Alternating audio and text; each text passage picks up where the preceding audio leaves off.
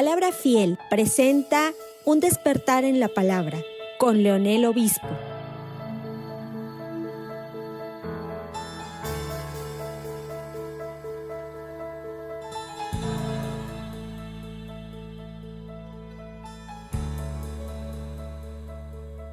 En Hechos capítulo 12, hoy nos corresponde Hechos capítulo 12, es un poco largo, pero es un mismo relato este capítulo. A manera de introducción, hermanos, quiero decirles, si Dios es soberano, hablando del Dios inescrutable, si Dios es soberano, bueno, bondadoso, fuerte, poderoso, misericordioso, omnipotente, para cambiar todas las cosas, entonces, ¿por qué Él permite el dolor? ¿Por qué Él permite el dolor? En esta mañana recibí una noticia de que una persona por la que estábamos orando murió en esta mañana. ¿Por qué permite el dolor? Y sobre todo en la vida de sus hijos. Y tan pronto como nos hacemos ese tipo de preguntas, muchas veces comenzamos a descubrir que quizás, que muchas veces al orar queremos que Dios evite las dificultades. Cuando nosotros oramos por una necesidad, sí o no, la verdad, lo que viene a nuestra mente primariamente es que evite el dolor, que evite la muerte, que evite las enfermedades. En pocas palabras, que no se intromezca Satanás dentro de esta operación y que no llegue a nosotros nada malo. Es cuando nosotros oramos. Eso es lo que hacemos muchas veces. Si Dios es soberano, entonces rogamos a ese Dios soberano. En la vida de la oración, si Dios es soberano y Dios ha decretado, escuchen, Dios ha decretado, no el hombre, Dios ha decretado todo lo que en cuanto Él realice en su tiempo, ahora en ese tiempo cronos, en ese tiempo de esta tierra, pero Él ya lo determinó desde antes de la fundación del mundo, acuérdense. Desde antes de la fundación del mundo, Él ya había establecido. Entonces, diríamos, ¿cómo opera la oración? En este caso, si Dios es soberano y yo oro para que Él me evite las dificultades o las enfermedades, pero que desde antes de la fundación del mundo, Él ya había establecido, ya había decretado esto, entonces, ¿qué rol en realidad juega la oración cuando yo la hago hacia Dios? De hecho, para que muchas veces nosotros decimos, ¿para qué oro? Porque si Dios ya ha decretado, si Dios ya ha establecido, entonces ¿para qué oro a Dios? De todos modos, cuando ore, ya está establecido si va a pasar alguna tragedia, si me va a venir una enfermedad, si me va a venir una mala noticia, ¿para qué oro?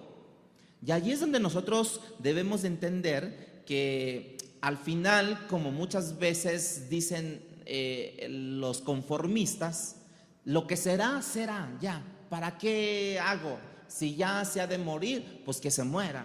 No oro, no me esfuerzo. Si ya va a suceder las cosas, pues que sucedan, ¿no? Pero esa pregunta nos revela, cuando nos hacemos este tipo de preguntas, ciertamente la oración es algo, diríamos, en cuestión de lo que Dios ha establecido, que oremos a Él, porque Él nos ha invitado a orar al Padre, ¿no?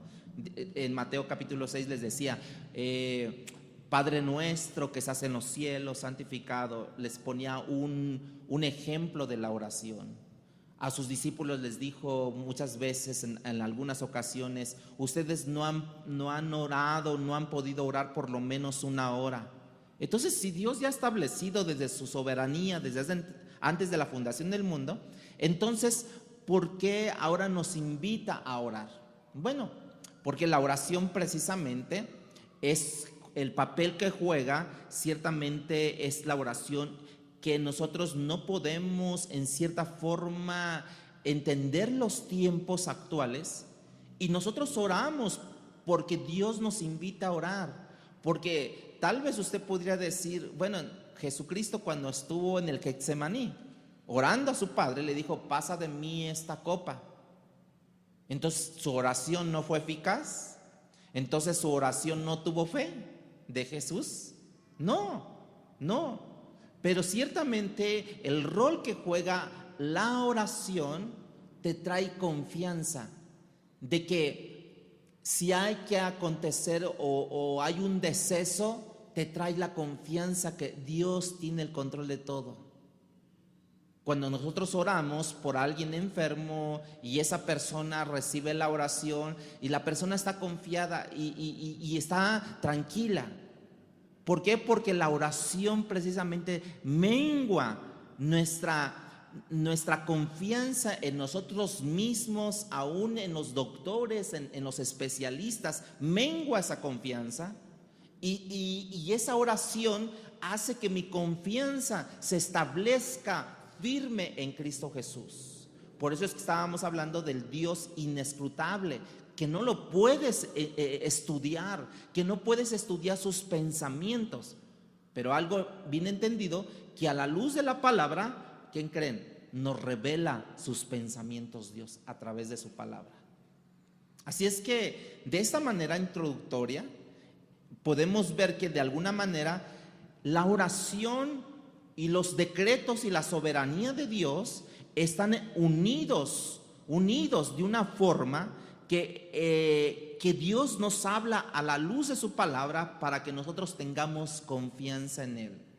Por ejemplo, si ustedes apuntan, si ustedes anotan, tienen este hábito, la soberanía de Dios en todas las áreas de la vida, incluyendo en el dolor, así como también en el sufrimiento, como hemos visto, incluso en la misma salvación de los hombres, porque el que dice tener dicha salvación no es porque nosotros hayamos adquirido la salvación por ser buenos. ¿Ustedes han adquirido la salvación por ser buenos? Nadie.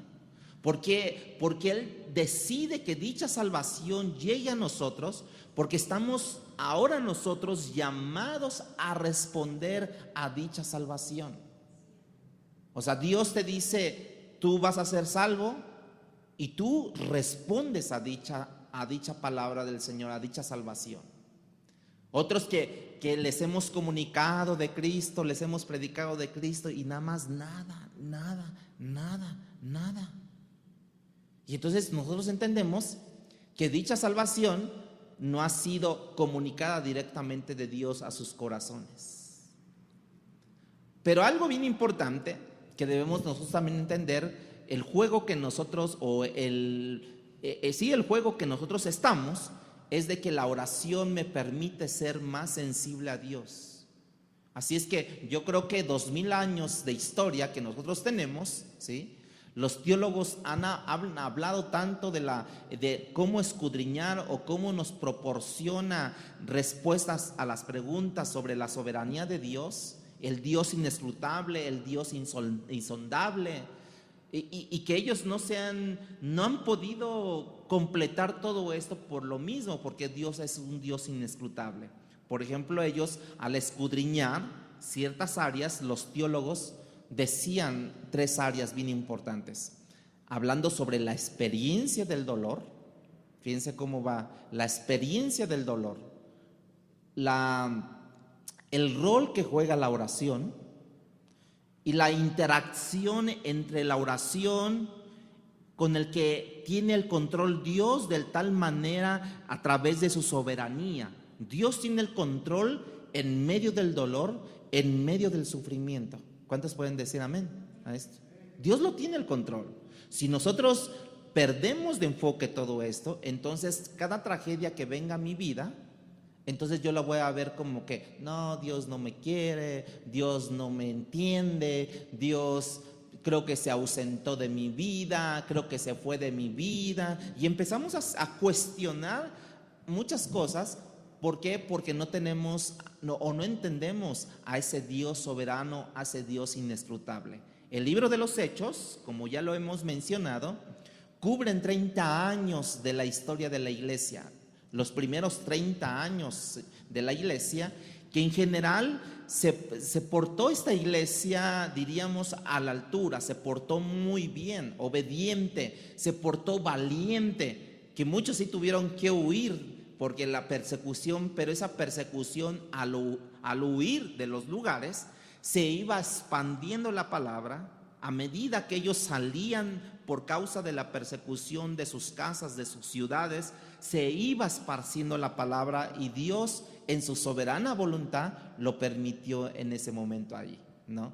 Sin embargo, en la historia tú también encuentras que esta iglesia se portó obediente, se portó bien, se portó valiente, pero que también esta iglesia tuvo oposición por parte del mundo, oposición religiosa, chismes, burlas, ira del enemigo que estaba allí en gran manera. Sí, mucha gente a través de todo esto también desertó, injusticias en contra del pueblo de Dios, en contra de esta gente, falsos maestros, oposición satánica, celos, envidias, rencores y múltiples otras cosas más que esta iglesia obedientemente enfrentó esa situación. Esa fue la experiencia de la iglesia de sus primeros inicios, de sus primeros 30 años que cubre el libro de los Hechos. Ahora hay algo que la iglesia no experimentó. Esta iglesia iniciante no experimentó. ¿Qué fue que no haya experimentado? Lo que no experimentó fue apatía en su vida de oración. Persistió allí. Esta iglesia, entre más sufría, más oraba a Dios. Entre más sufría, allí estaba. Esta iglesia descubrió y eventualmente llegó a celebrar el hecho del dolor. ¿Se acuerdan de Pedro y Juan? Cuando los sacaron de allí de la cárcel y que ya les habían dado latigazos, que dijeron, dice la Biblia que se fueron gozosos, sabiendo que habían padecido. ¿Por qué? Por causa de Jesucristo. O sea, vean cómo fue esto creciendo, que ellos celebraban aún el dolor. Y dice un autor que la hormona del crecimiento del cristiano precisamente es el dolor. La hormona del cristiano es el dolor. ¿Por qué? Porque cuando estás en dolor, ¿a poco no nos arrodillamos y oramos, hermanos?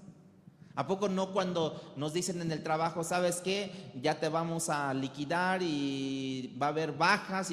¿Qué hacemos nosotros? Aleluya, gloria a Dios. No. Que nos ponemos a orar, Señor, ¿y ahora qué vamos a hacer? ¿Y ahora qué va a venir? ¿Y ahora? Y ahí estamos en contacto con Dios, Bueno, estos hermanos inicialmente, ellos como que decían, bienvenido persecución, bienvenido dolor, porque esto me va a acercar más a ti, Dios. ¿Alguien ha dicho así? ¿Ustedes han dicho así? Bienvenido dolor cuando están enfermos, ahorita por el COVID. ¿Ustedes tuvieron COVID? No. ¿No? Sí, no. Bueno, casi todos tuvimos, aquí lo estamos, ¿no? Pero nunca dijimos, bienvenido COVID, no. Porque algunos que sí la vieron en la raya, ¿no? Algunos que sí, algunos todavía traen secuelas de todo esto. Hermanos que vienen aquí a la congregación, pues muchos se vieron afectados por esto. Pero esta iglesia, cuando nosotros estamos pequeños, ¿sí? Como esta iglesia que comenzaba, esta iglesia, como hoy nosotros que estamos comenzando, cuando nosotros somos pequeños en lo natural, producimos mucha hormona de crecimiento nosotros. Si no produjéramos esa hormona, entonces nos quedaríamos chaparritos, enanitos, o sea, allí estando en esa condición. Pero nosotros producimos esa hormona. Bueno, el dolor es la hormona del crecimiento del cristiano. Y ese es el abono de la vida de la oración. Eso es lo que nos va a hacer, esa hormona nos va a hacer crecer. Cuando está esa hormona del dolor en nuestra vida. Cada vez que nosotros oramos más, ¿sí? Es cuando más el dolor, es cuando más hemos tenido dolor en nosotros. ¿Sí o no, hermanos? ¿sí o no? Y yo creo que el dolor no se va a ir de este mundo, porque dijo Jesucristo: en el mundo tendréis aflicciones, en el mundo tendréis dolores, en el mundo habrá enfermedades, en el mundo habrá caos, mas confiad en mí, que yo he vencido al mundo. Y confiar en Dios representa estar de rodillas, estar en oración con Dios. Eso es lo que representa la confianza con Dios. Todo esto que acabo de mencionar de los sufrimientos no se van a ir de la vida del pueblo de Dios. No porque nosotros somos hijos de Dios, no vamos a padecer cierta incomodidad en este mundo.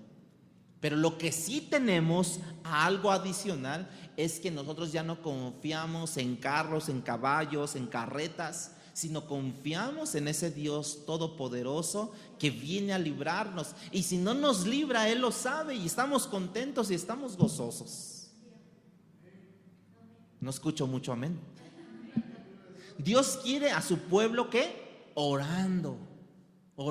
Dios quiere a su pueblo. La iglesia en nuestros tiempos es una iglesia prácticamente enferma, porque quiere planificar sin orar, quiere poder del Espíritu Santo, quiere milagros, pero sin fe, quiere resultados favorables, pero sin la participación del Señor de la mies. Quiere metodología para hacer ciertas cosas, pero sin teología, decía un autor, sin creer en ese Dios todopoderoso. Quiere entender a Dios sin creer en Dios.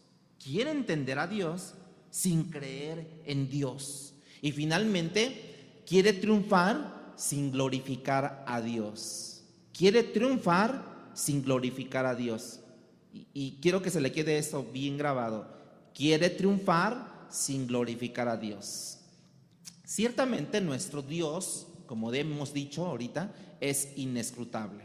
Su mente es infinita, pero nuestros medios son claramente discernibles, o los medios de Dios son claramente discernibles en la palabra de Dios. Ambas cosas son ciertas. Dios, por un lado, Dios es inescrutable. Hay gente que dice: yo sé que Dios está haciendo algo, pero en realidad yo no sé qué Dios está haciendo, pero está haciendo algo, porque sus medios son claramente discernibles en la palabra de Dios. Él dijo que va a hacer, y Él va a hacer, aunque nosotros no lo veamos, no lo veamos visiblemente, pero nuestro espíritu sabe que Él está haciendo algo, hermanos. Así es que nosotros debemos entender esto, que en este libro que causó 30 años de historia, que cambió al mundo, 3 cosas que Jesús prometió cuando a sus discípulos les dijo en algún momento: que ellos estarían paradójicamente gozosos. ¿Qué quiere decir esto? Que a la vez de estar gozoso, iban a tener sufrimientos, ¿sí? Paradójicamente. Que serían completamente intimidables, o sea que nada los iba a parar a ellos, por los medios que el mundo les iba a poner, no iban a parar. Y la otra es que ellos estarían en constante tribulación, en constante tribulación. Entonces, hermanos, estas 3 cosas resumen el libro de los Hechos de los 30 años de la historia de la iglesia. Ahora veamos capítulo 12, veamos la palabra, que es lo que nos dice.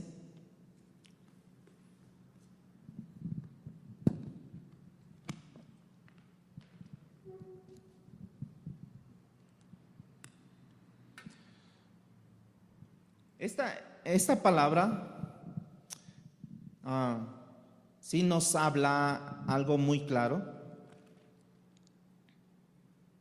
Hechos capítulo 12, versículo, vamos a leer del 2 al 4.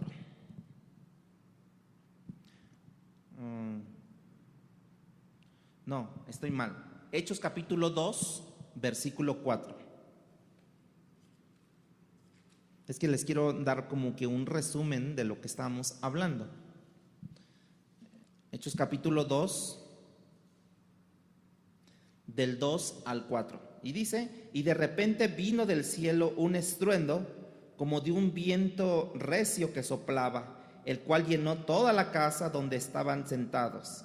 Y se les aparecieron lenguas repartidas como de fuego, asentándose sobre cada uno de ellos. Y fueron todos llenos del Espíritu Santo y comenzaron a hablar en otras lenguas según el Espíritu les daba que hablase. La iglesia primitiva, llena del Espíritu, rebosante de gozo, todos eran de un solo sentir, dice la Biblia, vendían todas sus casas, nadie tenía necesidad de nada, se habían hecho devotos de las enseñanzas de los apóstoles, estaban unidos en oración. Y si usted va ahora a Hechos capítulo 7, estoy resumiendo, aparece el primer mártir de la iglesia, Esteban, que al morir su cara, su rostro lucía como la de un ángel, según el relato de Lucas que está viendo ahí. Y esto voltea la historia de la iglesia. Si usted va ahora al capítulo 8 y dice que con la muerte de Esteban se desató gran persecución y todos salieron corriendo, menos los apóstoles que se quedaron en Jerusalén, y dice la Biblia que llegaron a Samaria, llegaron a Judea y luego comenzaron a llegar a Fenicia, a Chipre, y como que tenemos esta gran combinación de triunfos, pero también como que de fracasos, de dolor, porque muchos murieron en este trayecto. Por un lado tienes una iglesia en Jerusalén triste porque está siendo perseguida y resulta que esta gente sale corriendo, llega a Samaria y está llena ahora de gozo porque el Espíritu Santo también está allí, y al mismo tiempo, ¿sí?, como que Dios entreteje entre el dolor, la tristeza de Jerusalén, pero que también la entreteje con el gozo de Samaria que está pasando allí.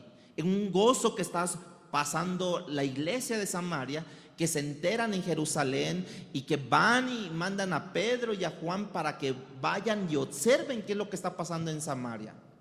Así es que la voluntad de Dios siempre es inescrutable, hermano. El hecho que causa el gozo en Samaria es la tristeza que está pasando en Jerusalén, la persecución que está teniendo.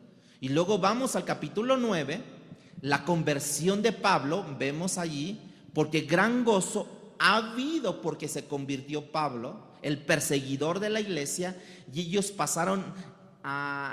ellos vieron cómo Dios es tan grande, tan poderoso, que pudo cambiar la mente, el corazón de un hombre perseguidor, ¿sí? Y luego vamos al capítulo 10 y 11, donde se convierte Cornelio, la última semana que hablamos sobre esto, y ahora el evangelio está siendo abrazado por el mundo gentil. Ellos dijeron: ahora sí es verdad, las cosas que oímos de la gran comisión se iba a extender de Jerusalén a Judea, Samaria y hasta los confines de la tierra. Y eso es lo que está pasando aquí. Capítulo 10, capítulo 11, y ahora llegamos al capítulo 12 y de repente tú te encuentras con lo que vamos a leer el día de hoy. Capítulo 12, vamos a leerlo. Del versículo 1 al 24. Es un texto un poco largo, espero que lo leamos. Capítulo 12, ¿sí? ¿Ya lo tiene, hermano? Y en aquel mismo tiempo el rey Herodes echó mano de algunos de la iglesia para maltratarles, y mató a espada a Jacobo, hermano de Juan, y viendo que esto había agradado a los judíos, procedió a prender también a Pedro. Eran entonces los días de los panes sin levadura, y habiéndole tomado preso, le puso en la cárcel, entregándole a 4 grupos de 4 soldados cada uno, para que lo custodiasen. Y se proponía sacarle al pueblo después de la Pascua. Así que Pedro, estando custodiado en la cárcel, pero la iglesia hacía sin cesar oración a Dios por él. Y cuando Herodes le iba a sacar, aquella misma noche estaba Pedro durmiendo entre los soldados, sujeto con 2 cadenas, y los guardas delante de la puerta custodiaban la cárcel. Y aquí que se presentó un ángel del Señor, y una luz resplandeció en la cárcel, y tocando a Pedro en el costado, le despertó diciendo: levántate pronto. Y las cadenas le cayeron de las manos. Le dijo el ángel: cíñete y átate las sandalias. Y lo hizo así, y le dijo: envuélvete en tu manto y sígueme. Y saliendo le seguía, pero no sabía que era verdad lo que hacía el ángel, sino que pensaba que veía una visión. ¿Se acuerdan la visión que tuvo también allá en Jope, cuando estaba por lo de el lienzo que bajaba? Dice, sigue el versículo: habiendo pasado la primera y la segunda guardia, llegaron a la puerta de hierro que daba a la ciudad, la cual les abrió por sí misma, y salidos pasaron una calle, y luego el ángel se apartó de él. Entonces Pedro, volviendo en sí, dijo: ahora entiendo verdaderamente que el Señor ha enviado a su ángel y me ha librado de la mano de Herodes y de todo lo que el pueblo de los judíos esperaba. ¿Qué esperaba? La muerte de él, ¿no? De Pedro. Y habiendo considerado esto, llegó a casa de María, la madre de Juan, el que tenía por sobrenombre Marcos, donde muchos estaban reunidos orando. Cuando llamó a Pedro a la puerta del patio, salió a escuchar una muchacha llamada Rode, la cual, cuando reconoció la voz de Pedro, de gozo no abrió la puerta, sino que corriendo adentro le dio la nueva de que Pedro estaba a la puerta. Y ellos le dijeron: estás loca. Pero ella aseguraba que sí era. Entonces ellos decían: es su ángel. Mas Pedro persistía en llamar, y cuando abrieron, le vieron, se quedaron atónitos, pero él, haciéndoles como que la mano con una señal de que se callasen. O sea, de eso, eso no es nuevo, eso ya tiene más de 2000 años. Les contó todo cómo el Señor les había sacado de la cárcel, y dijo: hacer saber esto a Jacobo y a los hermanos. ¿Sí? Jacobo no era el Jacobo hermano de Juan, sino era Jacobo era Santiago, que era el medio hermano de Jesús. Y salió y se fue a otro lugar. Luego que fue de día, hubo no poco alboroto entre los soldados sobre lo que había sucedido de Pedro. Mas Herodes, habiéndole buscado sin hallarle, después de interrogar a los guardias, ordenó llevarlos a la muerte, como se acostumbraba.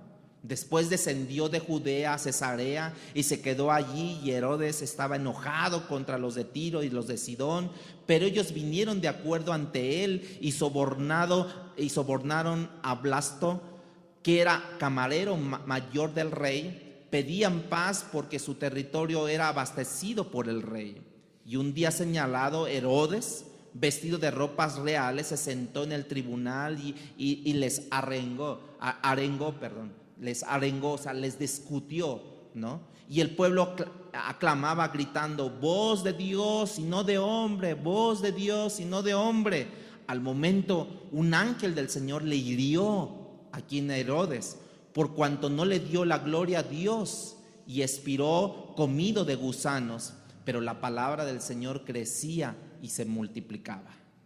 Tú puedes ver cómo este capítulo 12 comienza hablando de la muerte de uno de los 12, que murió ciertamente a espada, como dice allí, pero traducido es decapitado. El texto dice que murió a espada, pero Josefo, uno de los historiadores, dice que murió decapitado, que usualmente era la forma. Y creo que necesitamos preguntarnos un poquito acerca de Jacobo, ¿sí? Para poder ver la soberanía de Dios, lo inescrutable, que también tiene que ver con la oración, y lo inescrutable que también tiene que ver con el sufrimiento. Hablemos un poquito sobre Jacobo. Jacobo era hermano de Juan. El mismo texto lo dice, como ya lo vimos ahí, llamados hijos del trueno. Ellos dos y Pedro aparentemente tenían una relación antes de llegar a Cristo, tenían como que un negocio de pesca, eran socios y eran muy cercanos ellos como personas. Ellos tres tuvieron el privilegio exclusivo de presentarse ante el Señor cuando Él resucitó a una muchacha, la hija de Jairo. Ellos vieron presencialmente cómo resucitó. Ellos tuvieron el privilegio de subir al monte cuando el Señor fue transfigurado, ¿sí? Tuvieron un destello de la eternidad al ver a Cristo encarnado, transfigurado. Y nadie más lo vio más que ellos tres tuvieron el privilegio. Ellos tres tuvieron el privilegio de estar con el Señor en el huerto del Getsemaní, donde ellos aparentemente vieron como que sudaba gotas de sangre. Imagínense ver todas esas situaciones. Y uno de ellos, ¿sí? Uno de ellos ahora es decapitado. Alguien pudiera decir, no entiendo por qué Dios permitió eso. Porque acuérdense que Pedro y Juan días anteriores habían sido liberados, habían sido puestos en libertad. Y ahora, ¿por qué Jacobo ahora estaba muerto? ¿Sí? Quizás recordemos cuando hemos dicho, no entiendo, yo no te entiendo, Dios. Pero cuando decimos eso, estamos ocultando detrás de esa queja. Quizás haya un sentimiento al mismo tiempo de no acepto lo que me estás poniendo por delante. Y luego comprendemos y luego llegamos a entender, y eso produce en nosotros una comprensión de lo que Dios está haciendo. Por eso es que Dios nos invita constantemente a orar, porque de pronto no vamos a entender nosotros. En la historia que leímos, la decapitación de Jacobo y la liberación de Pedro, por otro lado, de otro apóstol, ¿sí? Amigo del decapitado, amigo que con él había pasado mucho tiempo con Jesús, habían a lo mejor crecido en la pesca, habían sido socios en la pesca. Ahora, por un lado, decapitan a su amigo y él ahora es liberado, ¿sí? Uno de los 12 decapitado y otro de los 12 liberado. Y no liberado precisamente por las leyes humanas, liberado por las leyes divinas. Ahora, dale un poquito para atrás, ¿sí? Jacobo tuvo un hermano, ¿quién fue? ¿Quién fue? Juan. Allí está en el texto que estamos leyendo. Juan, dice la Biblia, que era el discípulo amado. ¿Se acuerdan? Y es el hermano del discípulo amado que ahora decapitan. ¿Qué forma de amar es esto? Dirían por ahí, ¿no? Pedro tenía un hermano también que era miembro de los 12, su nombre es Andrés, ¿sí? Y Andrés estaba gozoso porque su hermano estaba siendo liberado. Y Juan estaba llorando porque su hermano lo habían decapitado. ¿Qué les parece la paradójica? Y un hermano llora y otro hermano se regocija. La voluntad de Dios es insondable, ¿sí o no, hermanos? Yo creo que alguien pudo haberse preguntado, o tal vez Juan se pudo haber preguntado, yo no sé por qué liberaron a Pedro. Él fue el que negó 3 veces a Cristo. Él fue el que le cortó la oreja, ¿no?, a una persona. Pero ¿por qué lo liberaron a Pedro? O quizás Juan pudo haber dicho o preguntándose, yo no entiendo cómo el Señor, según me dijo que yo soy el amado, el que me ama tanto, y mi hermano ha sufrido. Y realmente esto puede sacudir la fe de cualquier cristiano, hermanos, a menos que cambiemos nosotros el concepto de quién es Dios para con nosotros. Nosotros ahorita estamos escuchando la palabra del Señor, estamos gozosos, bueno, no tanto por esto, pero ahorita nos vamos a gozar, ¿no? Pero ¿qué creen? En otra casa de otros hermanos, ahorita están llorando pérdidas. Después de todo esto, hermano, Dios ha puesto su gracia, su poder, para que forme en nosotros la forma que Él quiere que tengamos, su carácter, su voluntad. ¿sí? Que nos parezcamos día a día a Él. Eso debería determinar cuando yo cuestiono a Dios. La iglesia primitiva aprendió mucho sobre eso.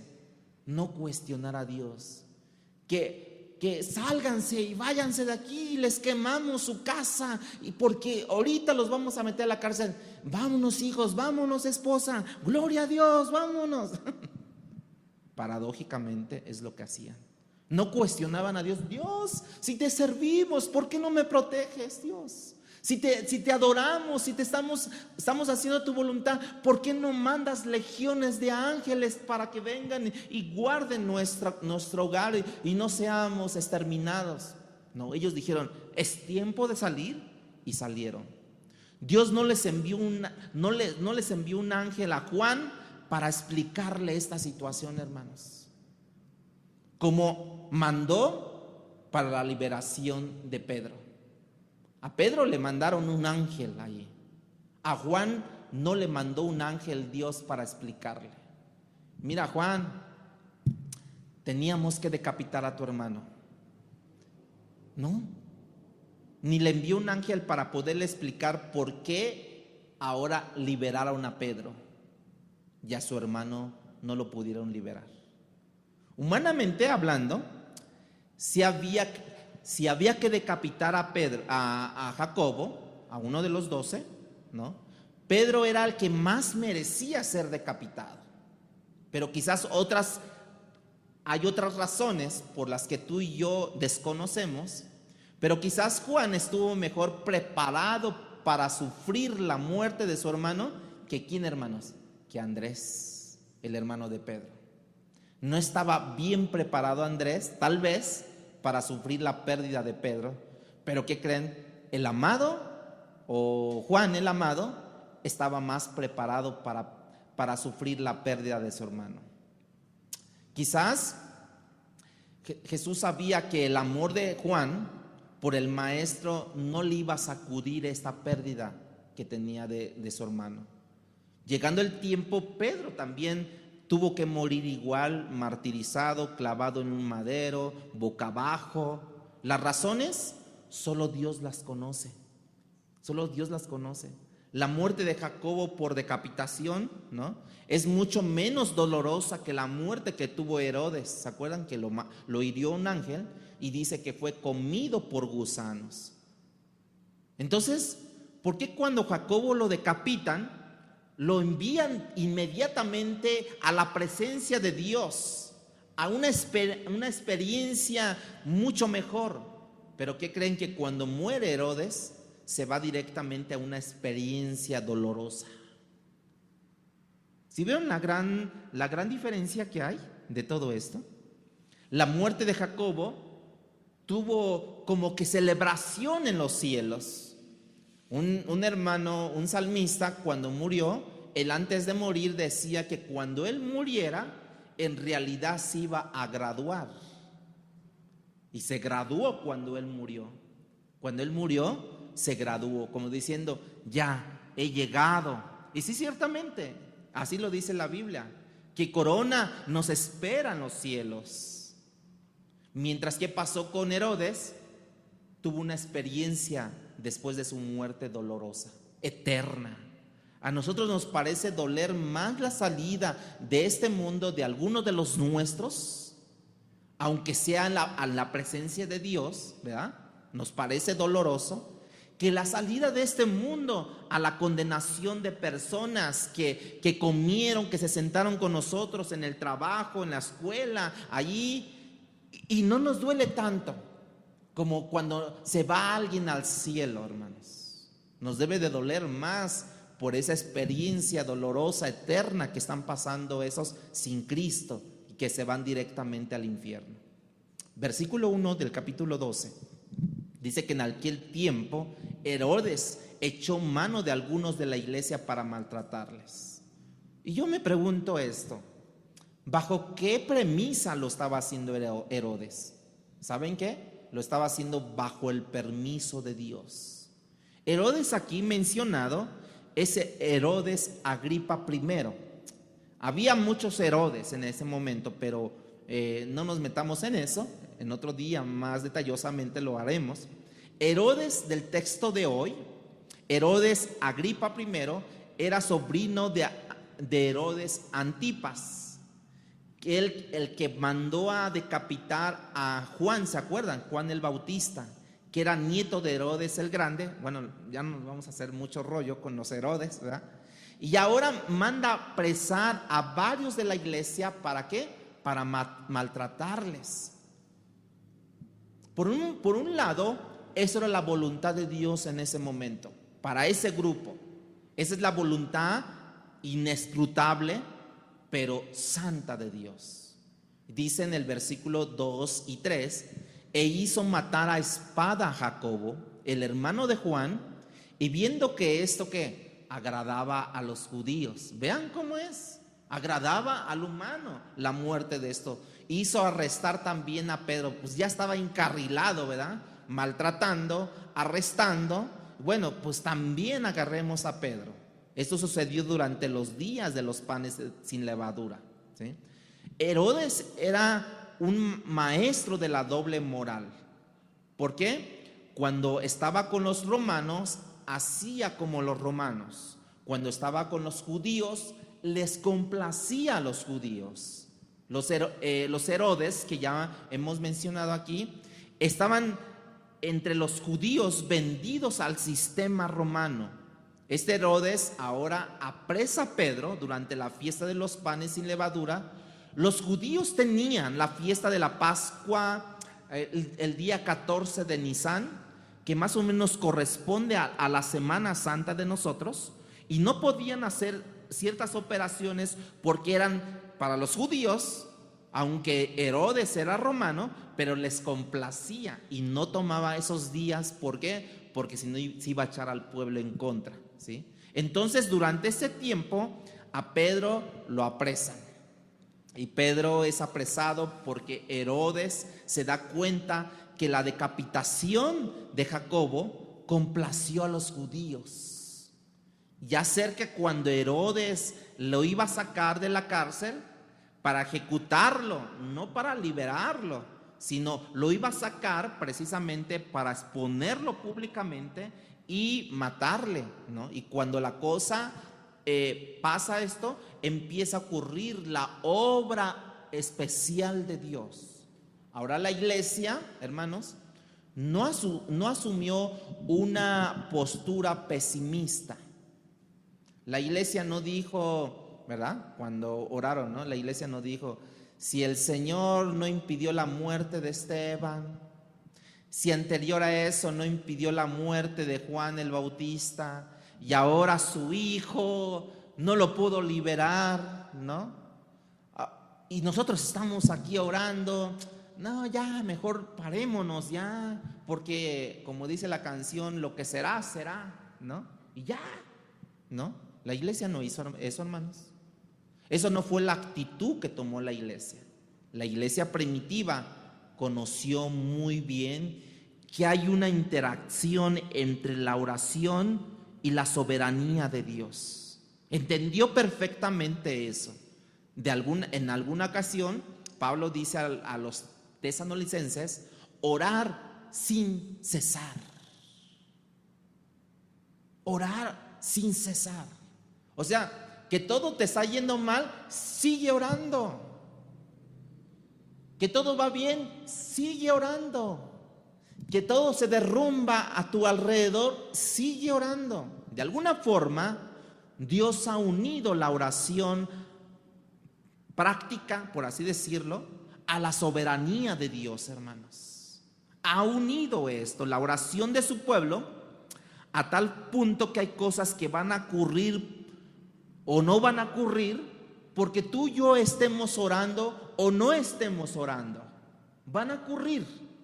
Si no me crees, solamente hay un versículo que es suficiente para convencernos, porque Santiago, el hermano de Jesús, escribe, no tenéis, ¿por qué?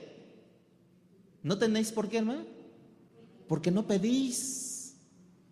Entonces, hermanos, tan sencillo como esto, Señor, ¿por qué no tengo esto o aquello?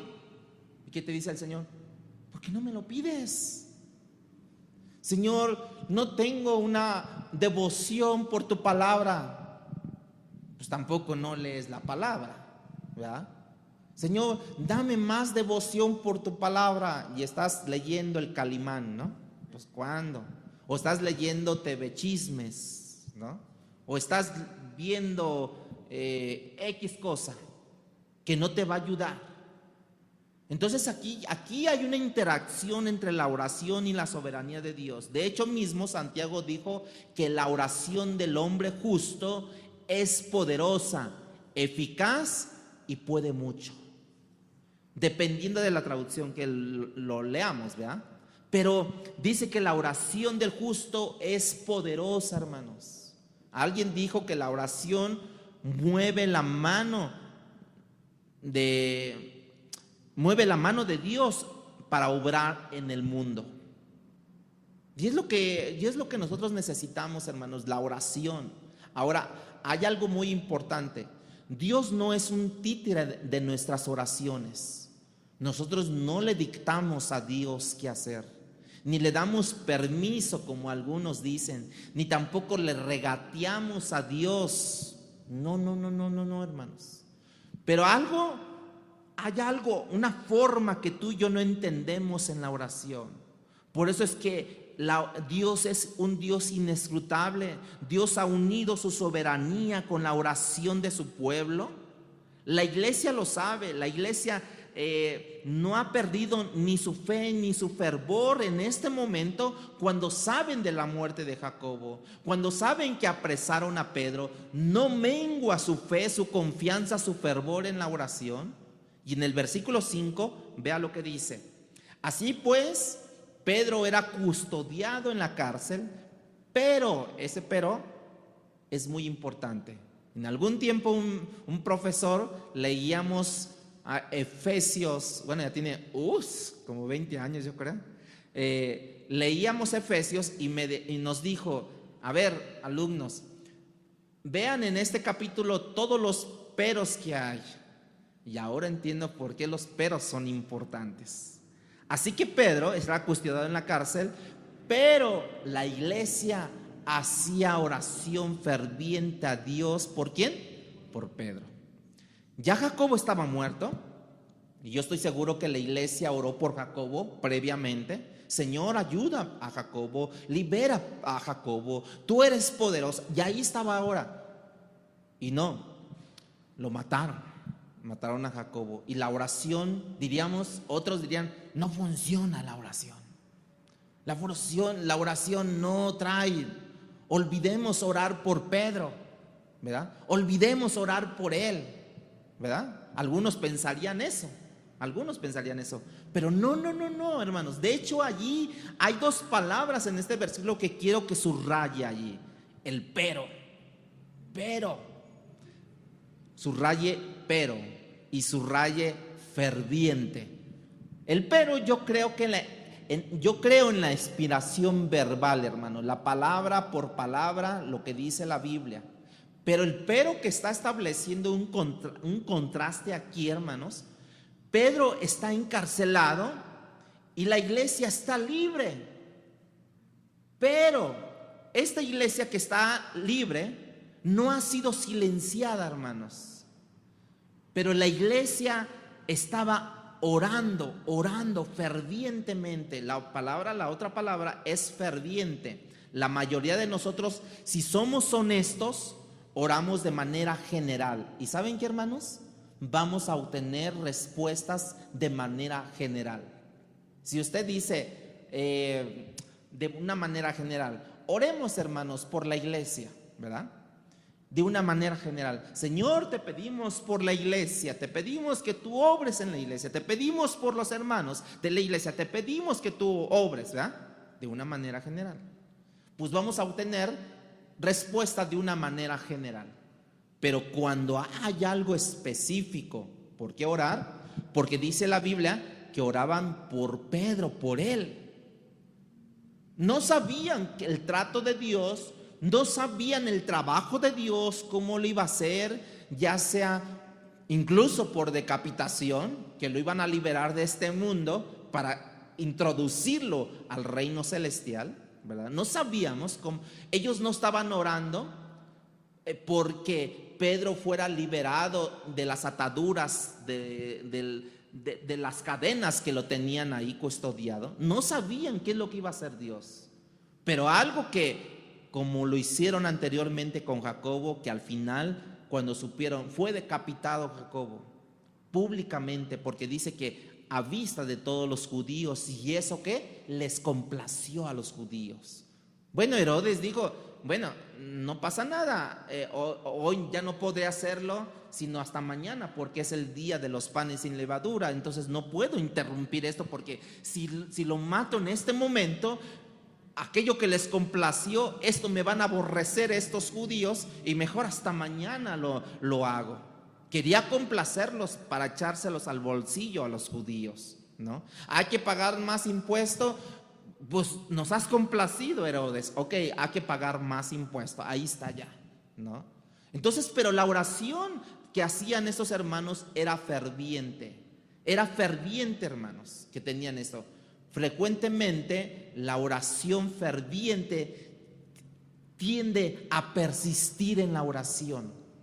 Tiende a tocar el trono de Dios hacia la confianza que nos dice: acercaos pues con oración al trono de Dios, de una manera con confianza, entren a mi trono. Y entonces estos hermanos oraban, pero la oración, hermanos, no garantiza los resultados que nosotros queremos. Eso no es lo que el texto no nos está diciendo o no nos está enseñando, para nada. Si bien Jesús oró 3 veces, como lo decía al principio, oró 3 veces para que no bebiese la copa, ¿verdad? En el Getsemaní, al final y al cabo tuvo que beber la copa y murió. Pero resucitó al tercer día por los propósitos eternos que Dios ya tenía para con él. Pablo otras veces oraba para que le quitara el aguijón, ¿se acuerda? Independientemente de lo que fuera, Dios le dejó el aguijón, le dijo: Pablo, bástate en mi gracia, porque mi poder se perfecciona en esa debilidad. ¿Sabes qué? Ese aguijón, cada vez que te dé, te va a enseñar quién es tu Señor, quién es tu Dios, de quién eres, a quién le perteneces, por qué haces las cosas, con qué pasión haces las cosas, con qué convicción haces las cosas. Ay, no, Dios, no. Bástate en mi gracia, porque mi poder se perfecciona en tu debilidad. Siéntete satisfecho, siéntete triunfante, que en ningún momento tu fe prevalezca o tu fe más bien mengüe, más bien que tu fe prevalezca en medio del sufrimiento. ¿Por qué? Porque eso le da sentido a la vida, hermanos. Por eso la Biblia dice: sin fe es imposible agradar a Dios. Todos tenemos una medida de fe, hermanos. Pero aquí la iglesia no había perdido el fervor de la oración. ¿Por qué, hermanos? Porque había una gracia de Dios. Cuando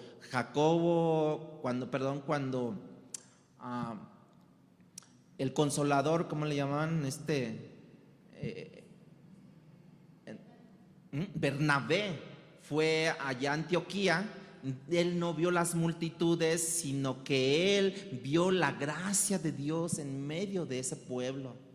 Y solo seguimos orando y dando gracias a Dios cuando las cosas van bien, hermanos. No, estamos orando, regocijándose a pesar de las cosas que van en contra de nosotros. Dice que esa noche en el versículo 6 al 10, dice que esa noche, cuando Herodes estaba a punto de sacarlo, bueno, pasó lo que pasó. Pero Pedro está durmiendo. Dice que el ángel le tuvo que tocar el costado y le dijo: levántate, ponte tus sandalias y cúbrete. Yo creo que estaba en paños menores. A lo mejor en ese tiempo, como aquí hace mucho calor, ¿verdad? Aquí en esos tiempos, ¿no?, de Semana Santa. Y sigue y pasaron la primer guardia, la segunda guardia y finalmente llegaron a la puerta de hierro y se abrió. No sé si Pedro estaba sorprendido que pasó la primera y la segunda, ¿no? No sé si Pedro estaba ahí, pero dice que volvió en sí, ¿verdad? Como si haya tenido una visión. Eso parece como lo que les pasó a las mujeres que fueron al sepulcro, ¿no? A ungir el cuerpo de Jesús, ¿se acuerdan? Para honrarlo, y dice el texto que iban preocupadas. ¿Quién nos va a remover esa grande piedra? Iban preocupadas, cargadas de esa preocupación. Y cuando llegan y la piedra está quitada, con un ángel sentado allí, ¿no? Y el ángel les dice: ¿por qué están buscando al que vive entre los muertos? ¿Y quién le dio y quién lo está haciendo ahora esto? El ángel. Y tú sabes que la Biblia habla referente a los ángeles. Hebreos capítulo 1, versículo 14, dice que no son todos esos espíritus ministradores enviados para servir por causa de los que heredan salvación. O sea que Dios proporciona en cierto momento ángeles que nos ayuden, ángeles que nos ayuden. Ha habido tantas experiencias de tantos hermanos que han sido asistidos por ángeles, que son cuerpos humanos, pero que en realidad no les han tocado a ustedes, que te dicen: tú eres mi ángel, ¿no? No sé si ustedes han oído esto: tú eres mi ángel. Bueno, es el ángel ministrador ahí, ¿no? No olvidemos que dice también la Biblia en Hebreos 13:2, dice: no olvidemos de mostrar hospitalidad, porque por algunos sin saberlo han hospedado ¿a quiénes? A ángeles. ¿Sí o no?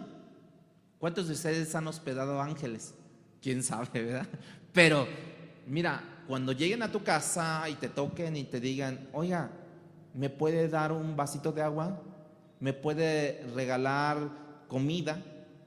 Démosla, porque no sabemos si lo estamos haciendo para un ángel. No sabemos, démosle. Como en una ocasión llegaron a la casa: oiga, ¿me podría proporcionar unas monedas para comer?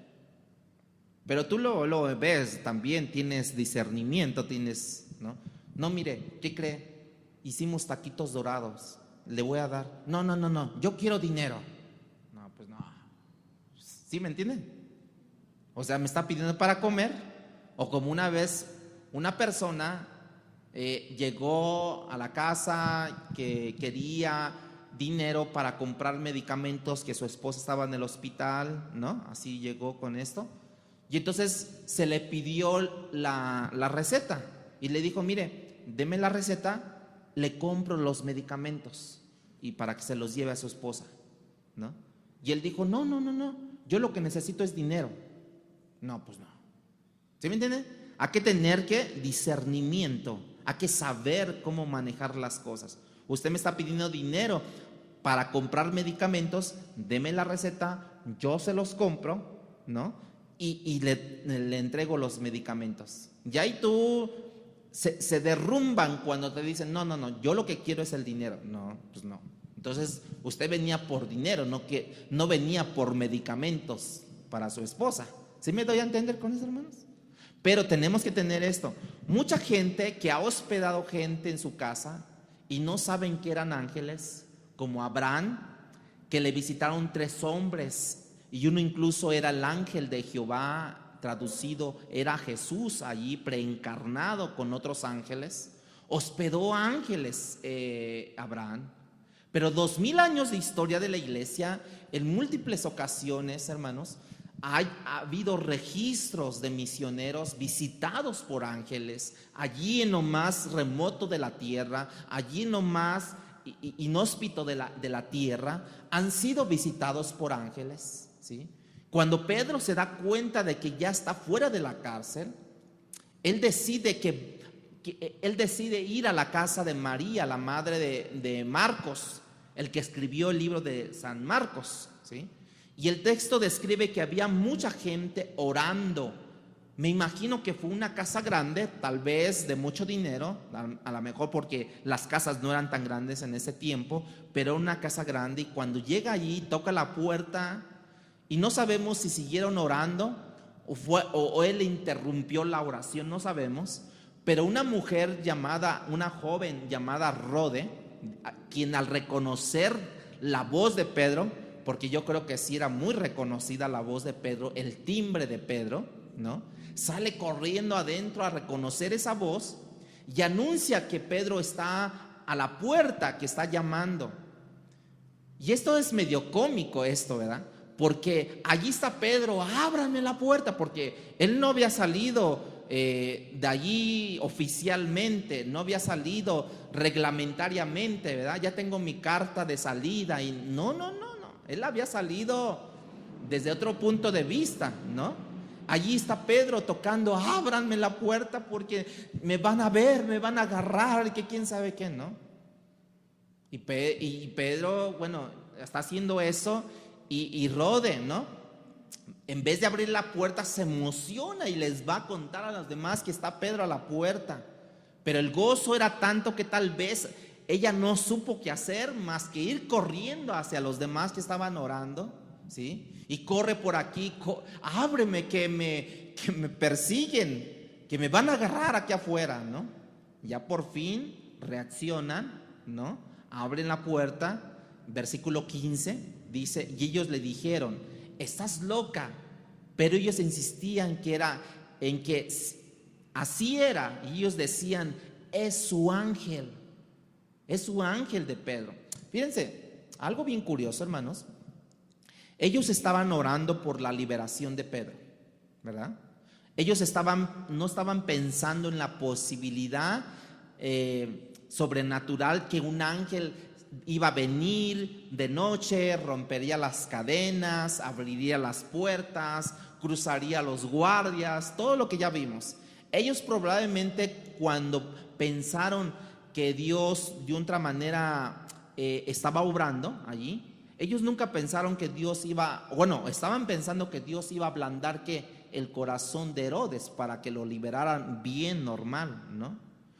Como en una ocasión, como ya les dije anteriormente, que Pedro y Juan fueron liberados, o sea, oficialmente por los romanos, aunque se llevaron sus latigazos, pero fueron liberados. Para que tú notes la incredulidad del ser humano. ¿Cómo estaban ellos, hermanos? Orando, y estaban ¿qué? Fervientemente orando. Y vean la incredulidad de estos hermanos, que cuando Rode les va a decir, Pedro está a la puerta y está llamando, dijeron, no, es su ángel, ¿no? Es su ángel. Entonces yo digo, ¿cómo estaban orando? Fervorosos, hermanos. Fervorosos dudando, ¿sí o no? Fervorosos dudando. Esa expresión, cuando dicen es su ángel, esa expresión, ellos creían que ya Pedro estaba muerto y que ese era un espíritu que estaba por allí, el de Pedro, ahí rondando. Eso era lo más fácil de creer para ellos, que era su ángel. Lo mataron y allí está su espíritu tocando la puerta, ¿no? Y nunca pensaron que lo habían liberado la noche anterior de una manera sobrenatural. Y eso es lo que la iglesia está orando fervientemente y que cree que Dios tiene todo el poder. Imagínense para los que no oran.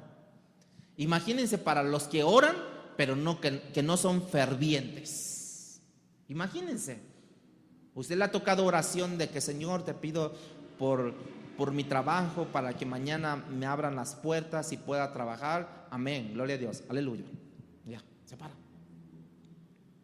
Eso es orar de una manera insípida, de una manera general, de una manera así. Pero ¿qué tal si tú oras más profundo acá y le dices, Señor, que yo sea un instrumento cuando llegue, me presente ante los jefes, que tu espíritu vaya conmigo, que tú vayas conmigo, que no sea yo sino tú a través de mí, que cuando yo hable y me digan, bien, o no bien, no puedes trabajar aquí, pero que yo comunique tu palabra, si es posible, a las personas. No, ¿a poco no es una oración como que más ferviente, verdad? Como que más así, mira Dios, si no me pueden dar el trabajo, pero por lo menos que conozcan por mi boca de tu palabra, Dios. ¿Sí o no? Es más ferviente de que, oiga, ya se acabaron los vacantes. Ah, bueno, gracias. Y se va.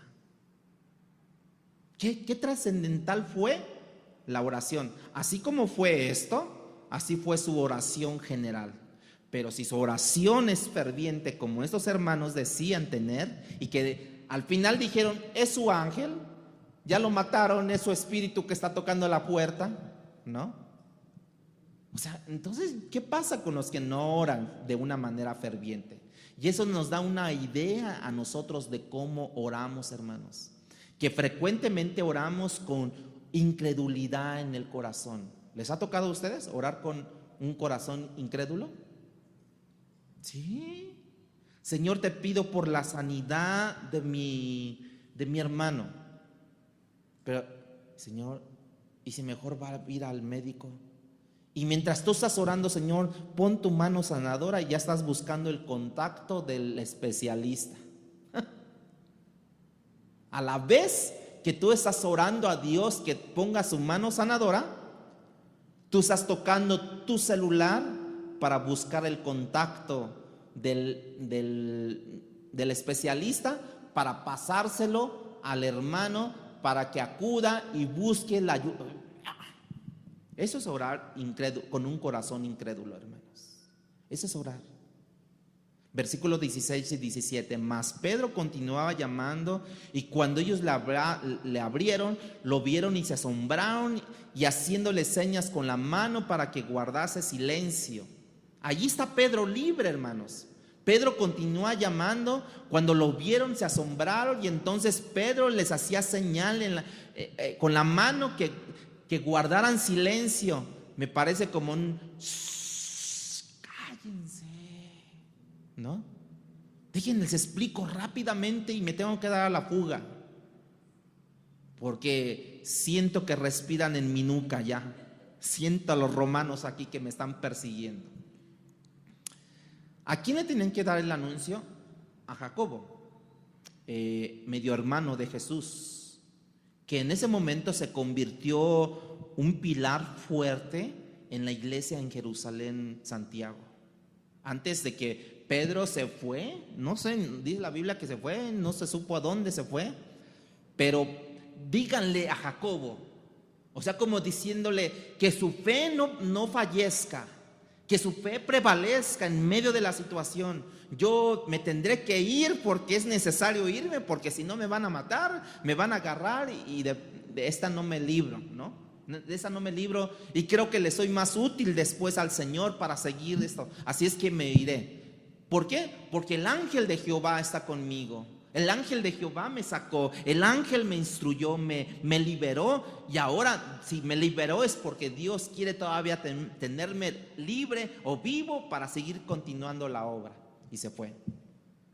Y entonces recayó una gran responsabilidad en Santiago, el medio hermano de Jesús en la iglesia de Jerusalén. Pero no importa, hermanos, se fue. Obviamente tenían que salir de allí Pedro, porque lo iban a buscar, y al día siguiente dice la Biblia que se vino, y se registró aquí en la Biblia, se vino un día no muy bueno para aquellos soldados que lo estaban custodiando. Llegaron a la muerte, ¿no? Hubo gran alboroto. Herodes estaba airado, no estaba enojado, estaba airado, estaba molesto. Investigó y encontró de que la única forma de que Pedro había sido liberado era a causa de que lo habían liberado estos soldados, y directo a lo que era, los mataron y ahí murieron. Para ir cerrando ya este tiempo de enseñanza, escucha cómo este texto va concluyendo. Versículo 24. Pero la palabra del Señor crecía y se multiplicaba. Todas esas paradojas que tuvieron los discípulos, ¿verdad? Todas esas altas bajas, muertes físicas, resurrecciones espirituales de tanta gente que iba creyendo en el Evangelio. En otras palabras, a Esteban lo apedrearon, a Jacobo lo decapitaron, pero la iglesia estaba siendo perseguida, pero la opresión iba aumentando, pero la palabra de Dios no podía detenerse. Esa es la segunda ola de crecimiento del libro de los Hechos. La primera fue con los discípulos en Jerusalén, la segunda la vemos en Samaria, la tercera la vemos, bueno, tantas que más o menos se dice que hubo como 6 olas de avivamiento en 30 años en aquel tiempo, en diferentes ciudades, con diferentes personas, judías, no judías, judíos helenistas, gentiles completamente. Hubo olas de avivamiento del Señor Jesucristo que se hacía patente, que se hacía eminentemente la presencia de Dios en ellos, ¿sí? Para este momento Lucas ya está contando tantos discípulos que ya es demasiado, y dijo Lucas, creo que ya no les hablaré de números, ahora les hablaré de multitudes, porque la palabra dice que iba creciendo del Señor. Y la palabra del Señor iba en aumento con todas las paradojas, las tribulaciones, las muertes de tantos discípulos, pero tantos creyentes nuevos que se iban arrepintiendo en base a la predicación de la palabra de Dios. Y quiere ahora Lucas decirnos a nosotros, bueno, no solamente está creciendo el número de discípulos, está creciendo el número de regiones, está creciendo la influencia en la palabra, tanto pobres como ricos, intelectuales, no intelectuales. La palabra de Dios está creciendo, que dice que hasta sacerdotes judíos han creído en el Evangelio. Y hay un centurión, ¿no? Allí hay incrédulos con toda su familia, están creyendo en la palabra, de manera que la palabra de Dios está penetrando en diferentes núcleos sociales, políticos, económicos, ¿sí?, religiosos. La palabra del Señor crecía, y dice, y se multiplicaba, a pesar de la sangre de Juan el Bautista, la sangre de nuestro Señor Jesucristo por excelencia, Jacobo, la muerte de Jacobo, algunos más, como dicen los padres de la iglesia. Dice, la sangre de los mártires es la semilla de la iglesia. Cuando los mártires mueren, la iglesia llora.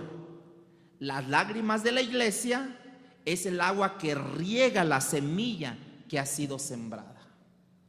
O sea, vea cuánta gente no llora, Señor, ayúdanos, Señor, ayuda a los hermanos, Señor, ayuda a los misioneros, Señor, ayuda a tus hijos que están predicando tu palabra, y se está regando, con tus lágrimas se está regando, decían los padres de la iglesia, con tus lágrimas se riega la semilla que está siendo sembrada.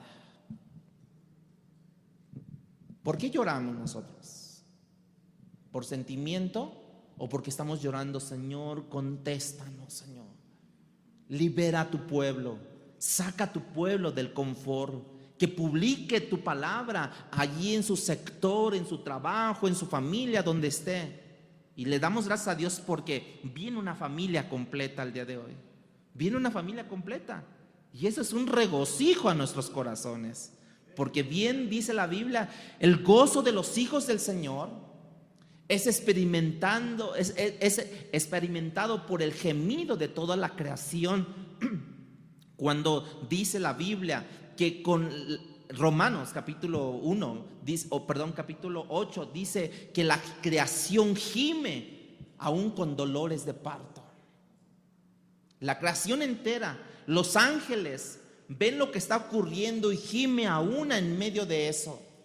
Dios ha producido gozo paradójico, un gozo paradójico experimentando en medio del gemido de la creación que está constantemente restaura.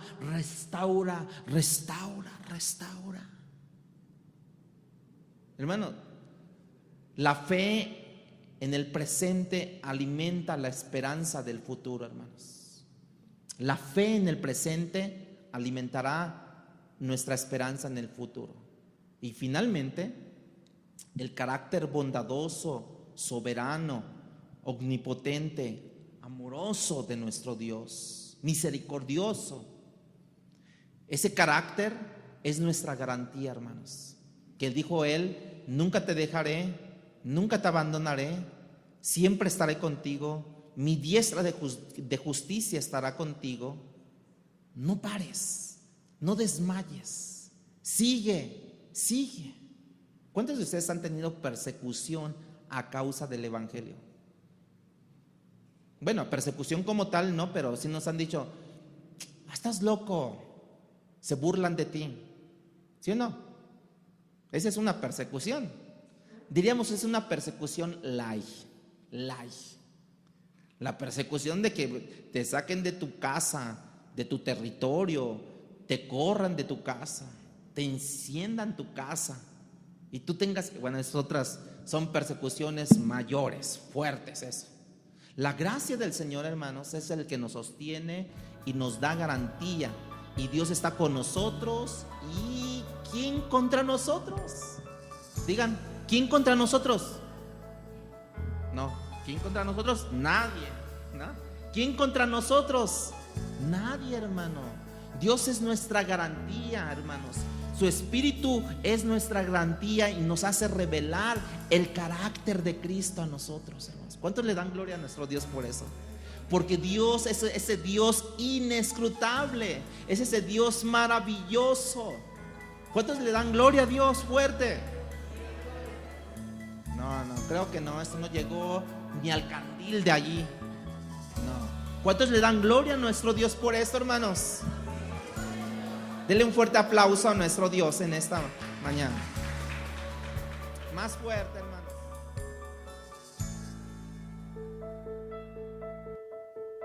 Palabra Fiel presentó Un despertar en la palabra. No olvides buscarnos en Facebook y YouTube como Iglesia Palabra Fiel CDMX y seguir las transmisiones por Zoom de cada domingo.